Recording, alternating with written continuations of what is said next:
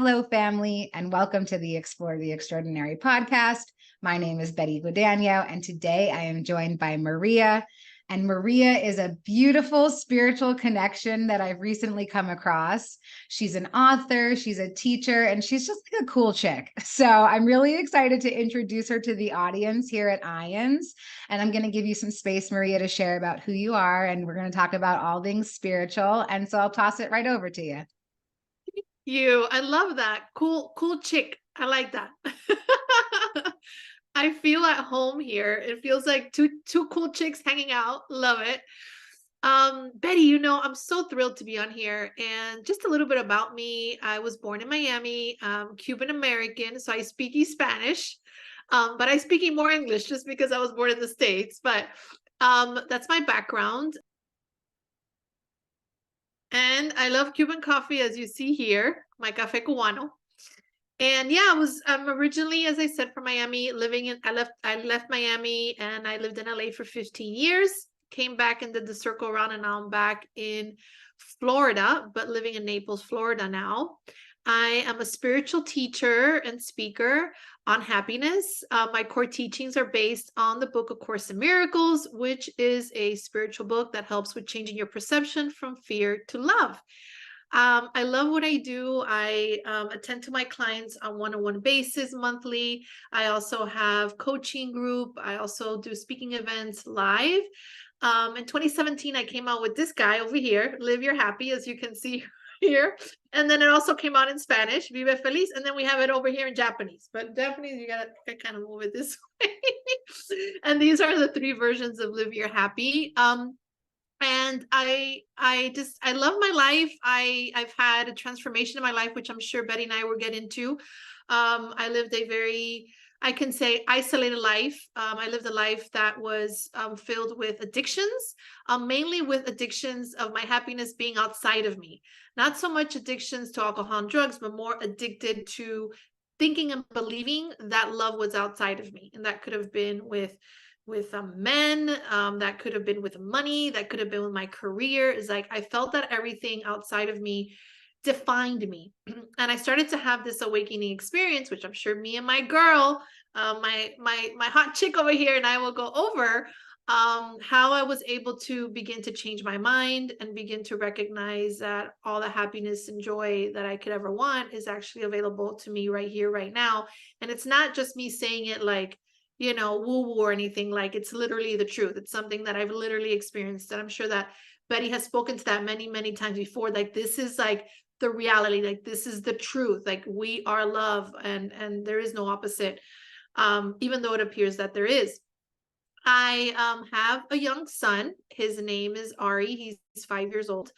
I really desired to have a child for a very long time, and I never knew how that would look because my relationships were always a disaster.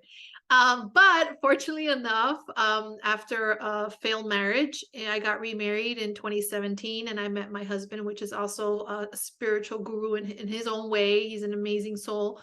And I was able to get pregnant after suffering an ectopic pregnancy in my 40s. So I got pregnant with Ari at 40. I had him at 41. So that was already a miracle in itself. And I'm constantly just in the conversation. I'm always in the conversation. I'm constantly, if I'm not with my coaching group online on WhatsApp, I'm, on a Zoom call, I am speaking, at events. Like, this is my jam every single day. This is what I do daily. I wake up and I serve spirit. I wake up and I serve God, if that's what you want to call it, love. That is my mission. That's what I do. That's beautiful. Ooh, I love how you said every day I wake up and I serve spirit. That is so beautiful. That's a much better way to look at it, like a full schedule. Like, you know what? I'm serving spirit all day. I really love that. I love so much of what you said. And yeah, I definitely want to get into a conversation about, well, I mean, some of the stuff that came up for me when you were talking, especially when you were kind of talking about seeing love, despite the fact that it appears that maybe love is not all that there is. But I do kind of want to talk a little bit about your personal transformation, if you'll just take some space and maybe share about that, and then we can kind of get into some of the teaching. Yeah, I feel that my first transformation happened when I was a young girl, when I realized that there was something more than just this world and this body that I was seeing. And it happened to me when I was about 5 or 6 years old, that I was sitting on a couch and I asked a question such as, I guess because at the time I was going to, my brother would take me a lot to the Catholic church by our house. And he was so sweet. He would walk me around the garden and show me Jesus and show me Mary and show me the symbolisms. It was very sweet. And I heard at one point Holy Spirit, and I was like, well, what's that? So I remember on the couch just asking just a very naive, innocent question, like, what's the Holy Spirit? And I remember very clearly, it wasn't like I saw presence, but I felt like an energetic field of where I looked to the right. And this essence said to me, I am the Holy Spirit and I'm within you. And I was like, wow, that's amazing. And I felt this love and connection at such a young age. It wasn't like I was playing with dolls or anything. Like, this was a real experience. I still remember it to this day. And I don't remember anything from when I was little Betty, like nothing. And ever since then, I realized, wow, there's just something more. And I was in my whole life, even when I was young, I was always very connected to books. Like, it could be anything that had to do with spirituality, anything that had to do with positive thinking. I think one of the first books that I had heard about was an old book that's called The Power of Positive Thinking. And all these types of books and philosophies, I was just so enthralled by them. And I would begin to live a life of just reading a lot and trying to understand all these concepts. But my biggest shift came through in my early 20s, when I got very depressed. And maybe a lot of people watching this can relate to having like an early life crisis. Not midlife crisis, like early life. Like, I had it early, like 19, 20. Maybe you call it a midlife crisis, I don't know, but mine felt like just earlier in my teenage years. And I was feeling very like lost and disillusioned. I had been modeling already for a few years, feeling very insecure about the way I looked. Even though I was aesthetically look good, I didn't feel beautiful. I felt insecure in my business. I got so depressed, I would like work and I couldn't even write an invoice. My thoughts were making me crazy. That's how I know that everything has to do with the mind and what we're thinking and believing at any given moment, because my mind was keeping me in my bed. And to think that I was a very positive person and to think I was a very upbeat person to get to this point was very odd. And I didn't understand what was happening until my parents told me, you're going through a depression. And I was like, what is that? Like, what is a depression? And why don't they teach this at school? Because it's like, this is like a big deal. Like, I can't handle myself right now. And that space, Betty, got me in like a search. Like, it was like, why am I felt like I was losing my mind. And it's funny because it wasn't that, I had such a horrible upbringing or had such a bad childhood. It was just basically me having a turmoil in my mind and just basically not being able to function. So I found, like, one day I went out in the car and I remember I went to the bookstore and I saw a book by an author. Her name is Marianne Williamson, and she wrote a book called Return to Love, of which I found at the bookstore in the middle of this crisis. And I read it, and all she would talk about all day long was the Course in Miracles, this blue book of Course in Miracles. And I didn't understand what she was talking about. But it sounded intriguing. And 5 years later, I would actually go to a course at a church based on this book. And I began to read it, and I began to kind of shift my perception a little bit about life. I wouldn't get out of my depression right away, but at least I was reading something. I know that you've spoken to this too, of like really reading and having all this education. I think that that's what started to help me, is like reading and starting to recognize something different could happen, or I could have a shift. Which I ultimately did. But it's funny, I actually got a big job while I was very depressed. So when people say that you need to have a positive mindset to be successful, it's not true. Just FYI. Because I was in the lowest part of my life. And I remember dragging myself out of bed for an interview for the World Wrestling Entertainment. Okay, at the time it's World Wrestling Federation, but now it's WWE. World Wrestling Entertainment. And I went to be the host of their show in Spanish. That would mean I would interview the good guys in the ring, and, you know, next to the ring, the good guys and the bad guys, and kind of just lead the whole soap opera as the host and the narrator of the whole thing. So I went for the audition. 500 girls auditioned Betty. I think like half in New York, half in Miami. I walked into the room. I was still super depressed. I had to like get myself out of bed.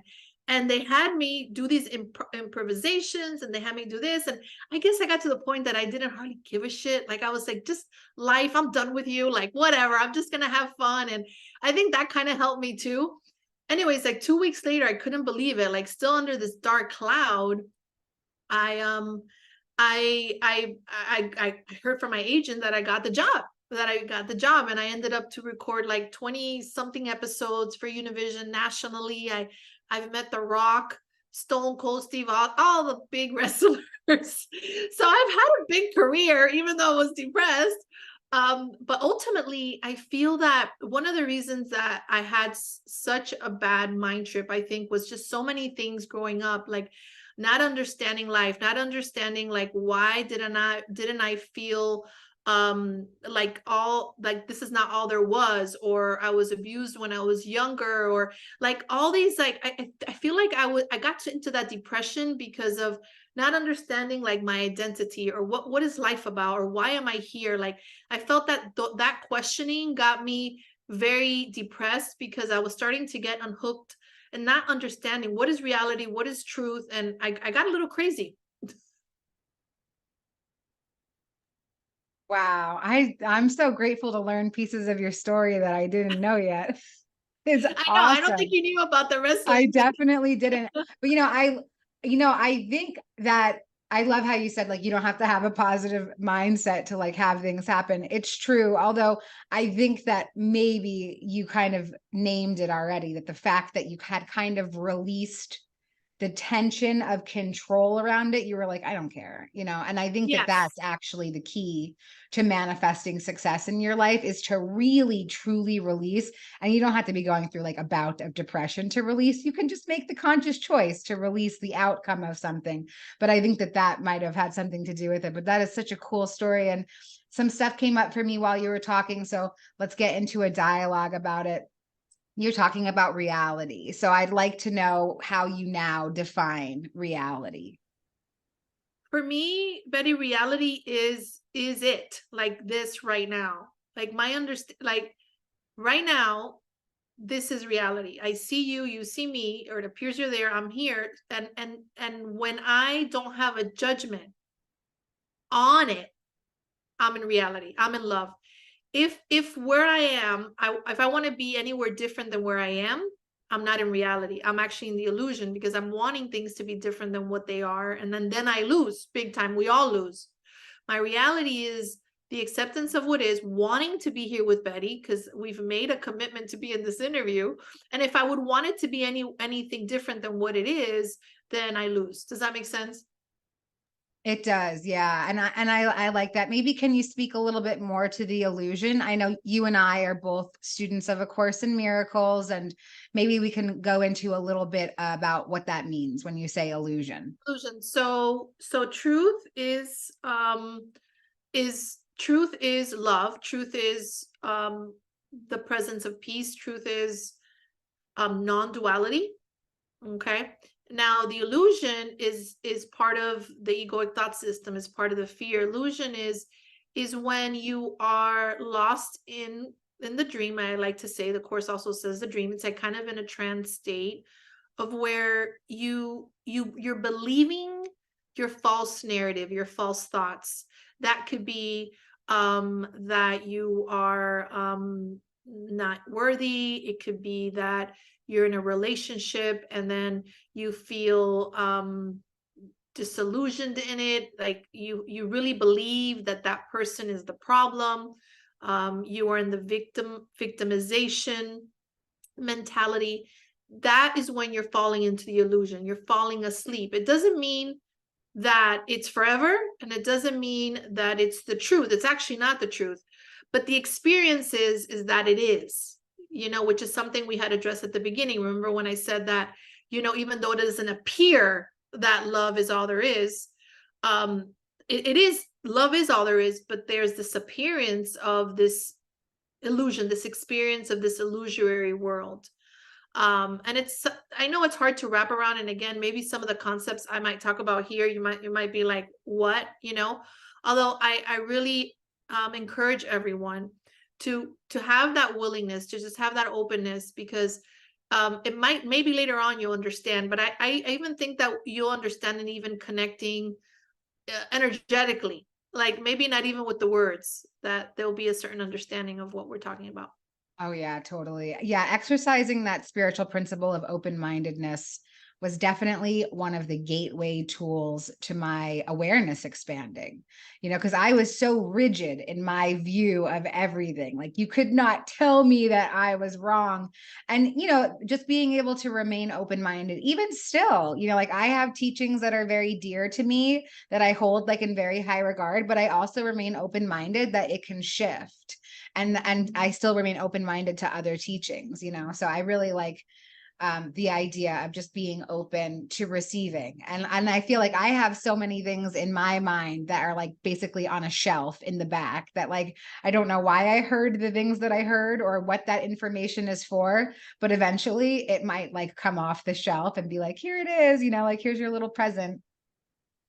So another thing that came up when you were talking about yourself and who you are was I kind of wanted to see if maybe you would talk a little bit about like what it's like to be a conscious, aware parent and in like a relationship with another sort of like spiritual warrior. If you're willing to, I'd love to sort of hear some of that. Yeah, well, you gonna make me cry just like getting into the conversation, obviously, because my eyes are tearing up. I'm like, okay, I think I need to shot my espresso before I go there. Um, so one of the key points of my relationship, my husband's name is Christian, is one of the reasons why this gets me emotional is one I'm a very sensitive person, also a very emotional person, but um my whole I always call, we have like our big kahuna teaching of our lifetime, and I know that you can relate to this. So my big kahuna one of my lifetime has been my relationship with men. And I've always been addicted, especially like, is it post, before, when you say post marriage or pre-marriage, I don't know what Pre-marriage, before before, yeah.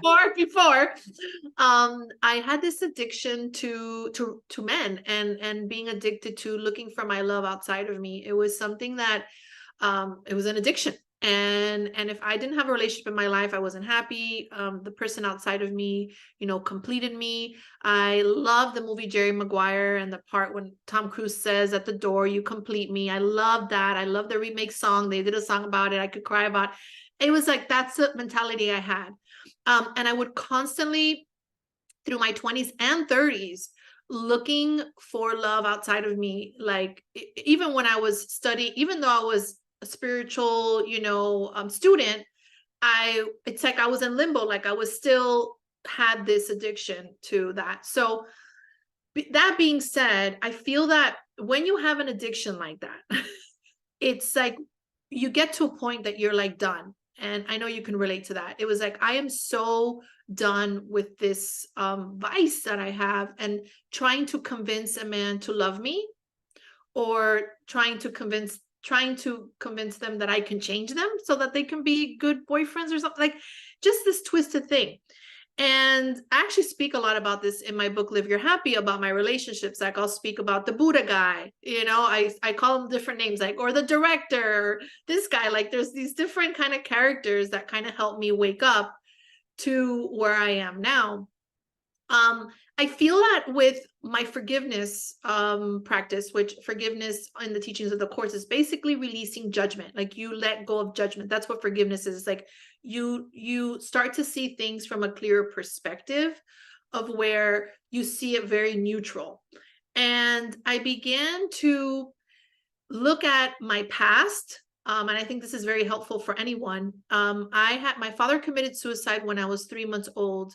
And the narrative dialogue within, thank you, the narrative dialogue within my mind was that I'm abandoned, I'm abandonable, like I deserve to be abandoned. And it was my first relationship with a man, 3 months old.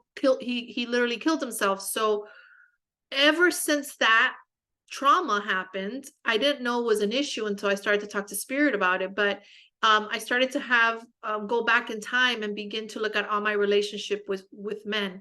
Now, this is a mystical experience I had one time on the couch. I was like crying one day, and I was telling spirit, I want to let go of this addiction. We're looking for men outside of myself. I'm tired of trying to convince people to love me. Like, that was also the question. And I had this experience, mystical experience with spirit, that said, you need to forgive. And then I was like, okay, well, forgive what? And it said, forgive your father. And I didn't know that needed to be forgiven. And then spirit said to me, you need to forgive all the men in your life. I was like, holy shit, that's a lot of men. My husband now asks me, how many? I was like, that's, you don't need to know that. So I had to go back in time. I literally went back in time, and I did this process that spirit gave me that was specifically for me, of where later I share in my book, which is a 7-step forgiveness process. And it's this process of looking back at all my relationships, of what I made them mean, through my egoic perspective, like what I really believed them to be, each and every relationship, and then going through each one and looking at them from the perspective of love and spirit, but really asking spirit, what is really real here? What is the truth? And spirit would give me the truth. The biggest truth that I received, I mean, it was a powerful exercise. It took me 7 days. It was 7 days, and it kicked my ass, literally.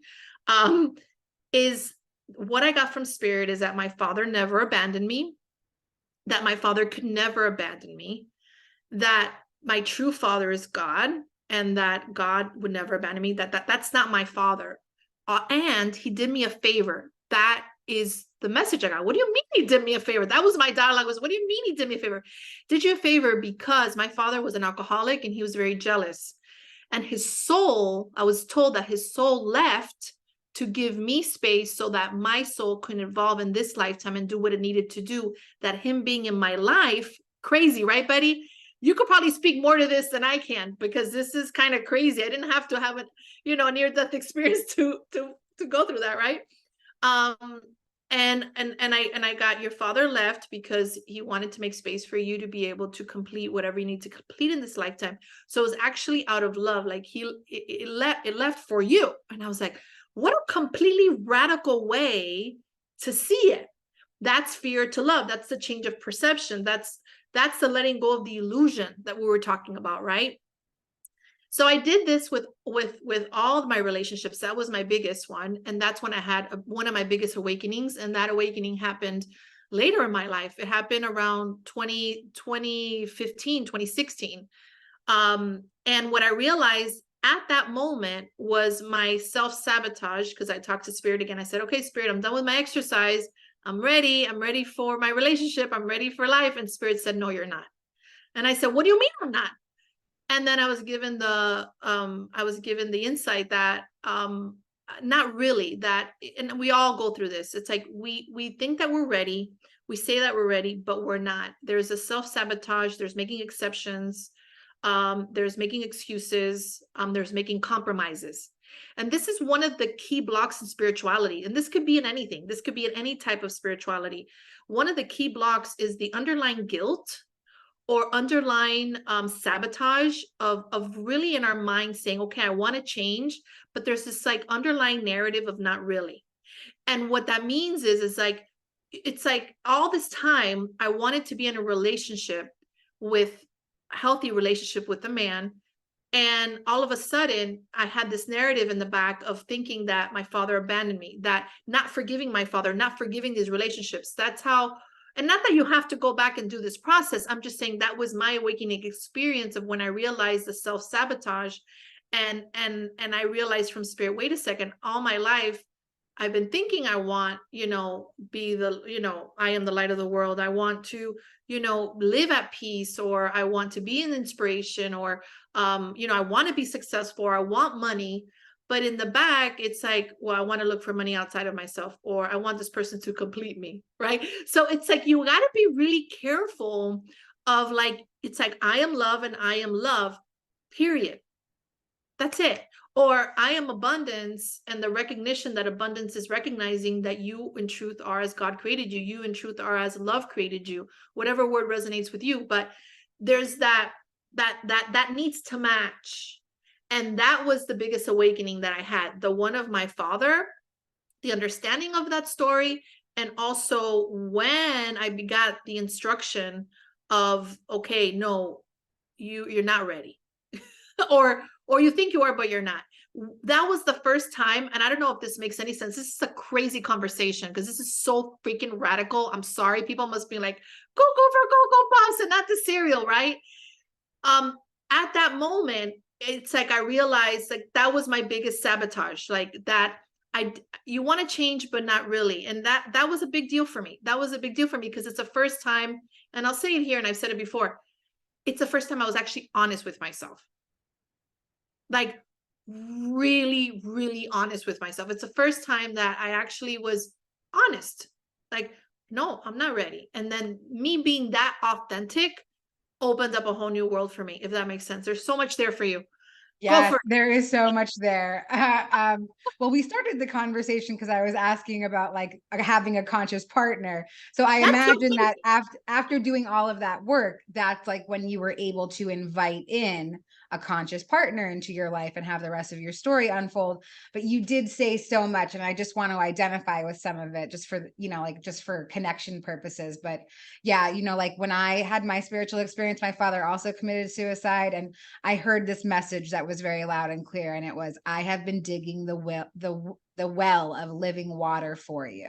So when you just kind of said like to make space, it just clicked for me, and I was like, oh yeah, that is like what that means. Like this well of water is like, that's the space so that I can accomplish in this life what could never have been accomplished if that life would have taken place.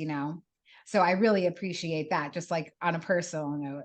And then, yeah, just there's so much that you said. I kind of wanted to maybe share like a little tool that I use for my inner saboteur, because I think that this is really a relatable topic. We're talking, I mean, like when you're talking, I'm hearing codependency. And in my own life, I've had to heal my own like my limiting beliefs around codependency, and also limerence, which is like the obsession with people. Like I have had many obsessive relationships with people in my mind. They don't exist like in real life. But like I can go into a fantasy and be like, this person is my partner for everything. And they're like, I don't know who you are. But like some of the tools that I used was I designed my inner saboteur. And I love how you're talking about that self-sabotage, because like, yeah, it's kind of, like those two different belief systems. How do I heal the underlying belief system? And so for Mhm. me, I designed her, and she looks like the chick from The Ring. She's like gray skinned. She's the sunken in. She's got like greasy hair in front of her face. And she used to cause a lot of harm in my life. And then I just asked her, what do you need? And she said, I need you to give me a name. I need you to love me. And so now, like every morning when I wake up, I cover her in pink light, and she doesn't look as harsh as she used to. And with her help, like with communicating with this other part of me, I'm able to succeed in my life and not have like these huge wrenches thrown into my path, because that's what was happening when she was running the show, because I had so much yeah, like contrast, like so many contrasted beliefs. Anyway, I don't know why I felt called to share that, but Oh, thank you for no, giving me it's this space. powerful. No, it's powerful because it kind of speaks to what I was saying about that moment of where spirit said, "No, you're not ready." That it's a big deal, and to be able to somebody to hear this the way you explained it is credible because it makes it tangible. Thank you for giving me that space. So yeah, okay, so another thing, and it only if you're willing to talk about it again, like I think that I keep hearing this theme of like conscious parenting. Like you're obviously a very awake and aware individual. You're rooted in a lot of spirituality and spiritual experiences. How does that translate into raising another human being? Mhm. Thank you for that question. And going back to the conscious partner and conscious parenting, because it's funny, like when you asked me about that, it went somewhere else, but where it went, it was so powerful. Like it took me down this lane of like it was cool. That's what I love about these conversations. You never know where they're going to go. I'll speak to Christian. I'll speak to Christian first, just because I left him out of there, but because he kind of leads to me having Ari, right? So, I ended up meeting Christian in 2017 at a retreat. I was a speaker at a retreat in Los Angeles called The Happy Dream, ironically enough, and he was a volunteer there. It's so cool, and he was one of the volunteers doing the cameras, and I met him there. I had been told before I met Christian that I was going to meet him, that we were already communicating in the mind, which I had never heard something like that before. But this woman gave me that. I was speaking at one of the churches at Unity in LA, and she came up to me. She says, "You're going to meet your partner, and you guys are already communicating," which I thought was interesting. You're going to meet him because of your book. I thought I was going to meet like a cool, distinguished man, like at a bookstore, tall with the suit. That was my ideal. I ended up she says, "When you see him, you'll know him."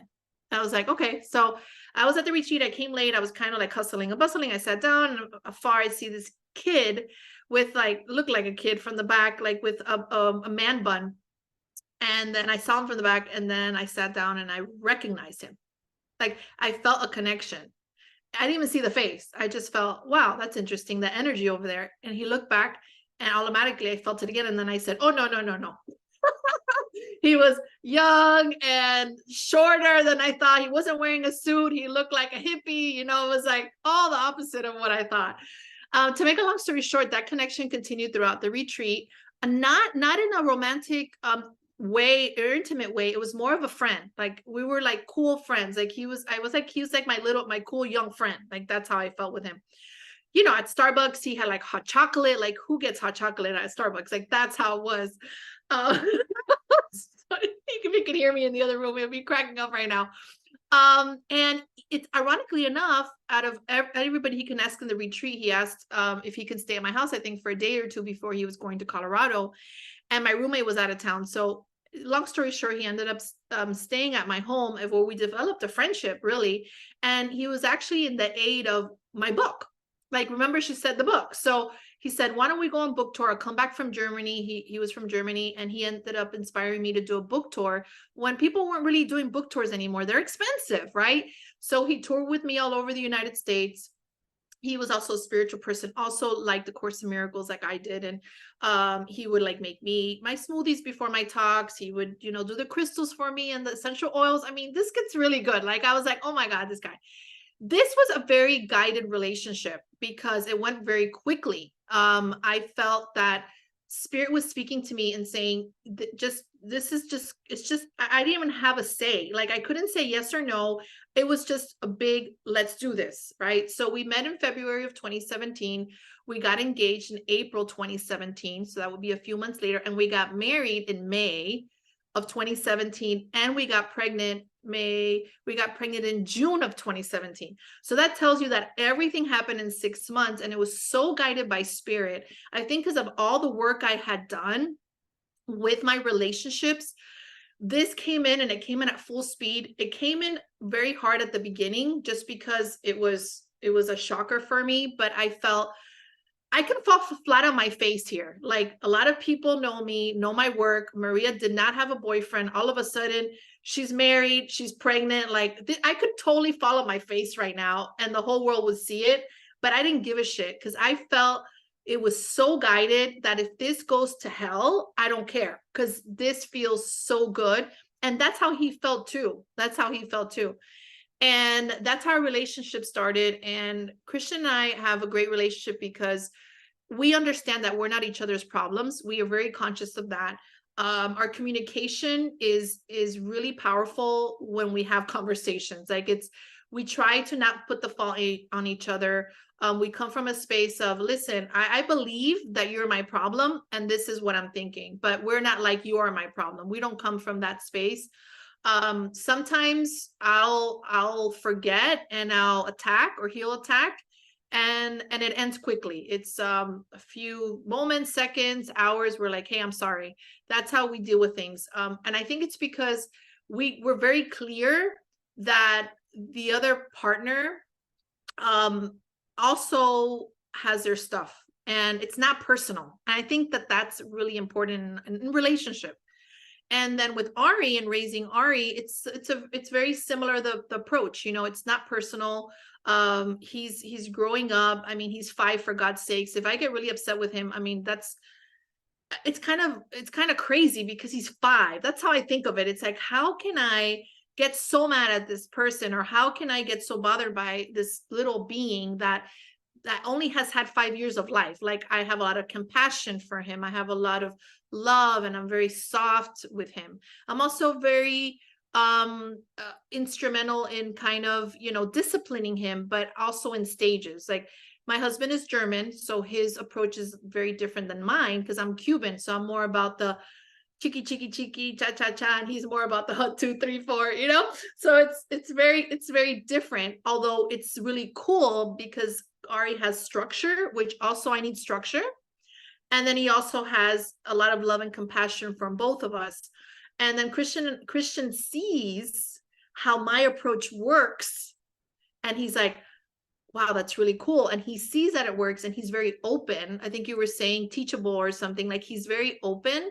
So he's like, wow, I like that approach, or it really works well with him. Or so I think that is really important. Like, for me, is just doing what I do. And it's very intuitive. Like, I just know what to say sometimes, or I just intuitively know this is the right thing, or he'll learn this in timing. Like, it's not like what society says, that he needs to learn how to ride a bike at this age, or he needs to learn how to get out of diapers at this age. I mean, that's great and educational, but for me, it's like, it's just a natural process of humans. Like, we're very smart, and he learned how to swim by himself because he was in the pool, and with time he just learned. I just feel that for me, it's like giving him the confidence every day that I'm not the authority, having an understanding that he is also has a say in things, not shutting him down, and that he also has free will to say, to speak, to be himself without me. No, no, no, no, no, no. There's a time for that, especially for safety. But I feel it's important to give children that you are not ruling over them, or have this like egoic thing of, you need to do this or you need to do that. I don't know. For me, Betty, I guess it's a very intuitive way of parenting, that I just know that I know in every given moment, like, how to maneuver things. If I forget who I am, I say, when I forget who I am, it's like when I fall in the illusion, and I call her Maria la Loca. Maria's lost her mind, Maria la Loca, which we talked about. And the thing is, I've gotten so good at this that I'm aware that I'm falling asleep. I'm aware I'm going into the illusion. So I might react or whatever, but I won't feel guilty about it. I'll just remember that I'm doing the very best I can. I'll ask Spirit another approach. Ask Spirit, how should I approach it now with him after? Maybe it's an apology. Maybe it's another way of doing it next time. I'm also real careful, like if he spills milk, or if he, if crumbs fall on the floor, I'm very careful to be like, because I love cleansing it. I'm a very clean person, and I love things, nice and whatever. But I've learned that. And then he'll look at me, he'll say, I'm sorry, mommy. And I said, no, it's fine. Like, I always try to be very careful, because children don't do this on purpose. And us as humans, we have this thing that kids can spill milk, or kids can spill things on the floor, which is crazy because that's what they do. So when he does it, I'm always like very observant, like my ego or my fears, like, but then I catch myself. I'm like, oh no, it's fine. I was like, let's just clean it up and just be careful next time. But it's those kind of little things that really help me with my relationship with my son, and comforting him and supporting him as he gets older. I love that. I think that as like more and more people, it seems like, are waking up and becoming more spiritually aware, like these are tools that people need to be aware of as they create families and go on their journey. I love this story about you and your husband. Oh my God. That's like so spiritually guided and so beautiful. It's also very hopeful. Like I get messages from people all the time, like asking about pre-birth plans and predetermined spouses and things like that. And this is just such a beautiful testimony to the fact that as long as you do the inner work, like that's how we can attract into our life what is actually meant for our path. It's not just like, I'm going to sit here and wish for my perfect partner to find their way to me, like if I do the work, which doing the work makes me happy anyway. So like, doing Yes. the work makes me a happier person, which then attracts more happiness into my life. And I love this conversation. You gave me so many belly laughs throughout it, which is so great. Just like such a great way to have the day be. And I just want to ask if there's anything else that you'd like to share to feel more complete about our time together. I think that I feel really complete. I'm really happy that you asked me to come on here, and I loved seeing you there because I saw your little giggles, and you were like, it was really sweet. I'm just grateful that I think that having conversations like this is very helpful. I've always said this ever since I started teaching formally since 2014. I always love collaborating. I love having a conversation with another teacher, with another student, with just having a dialogue. It's powerful. And also just what's coming up for anybody that might be watching this is I feel that what I've learned in my life is that the more that I am aware of my thoughts, the more that I am willing. Course in Miracles talks a lot about willingness. It says all I need is a little bit of willingness. I always say big willingness as a joke because this world is big and a pain in the ass most of the time. Big willingness. I realize that I feel like, and Betty says this a lot too, it's like we're no different than anybody. Like I feel that I'm no different than anybody. I feel that all of us have the capacity to get to this awareness, and that you're very worthy of this awareness. You're very worthy of living a life that is stress free, that is more go with the flow. And I'm getting teared up again. We're all so worthy of living in this consciousness. And I think that if there's a reason why this podcast is coming up, if there's a reason why Betty does the work that I do, the work that I do, and the work of like so many people are doing now, is because of this testimony that there is the opposite. There is love, like the opposite of fear, which is love, that is available. And for so long, the narrative has been that fear is normal, right? Or that all that is normal. And my whole thing is to come in here with a message of, well, how about the opposite of that? How about let's play opposite day? How about if happiness is normal? How about if life and flow is normal? How about if having this opportunity of recognizing that we have everything and lack nothing is normal? Why not? Why can that not shift? So that's like kind of what I'm bringing here. It's like, why can't we start changing the narrative of what we've believed to be true for so long? Because definitely what's coming out now and how everything's changing, there's change happening. So I want you to know that could be you right now, and that it doesn't matter if we know what Betty and I do. Anybody can have this awareness. So that's my 2 cents. And I Yes. think Oh my God. I'm like so pumped. Like, yes, we all have access to this. It's yes. amazing.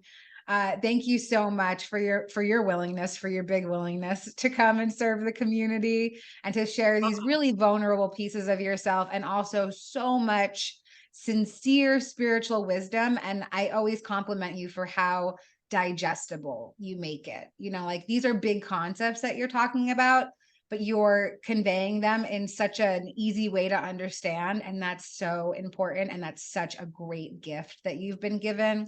And I'm so grateful for you. And I look forward to collaborating more in the future. Yay. Thank you, Betty. I appreciate that. Thank you, everybody. Thanks so much. All right. Be well.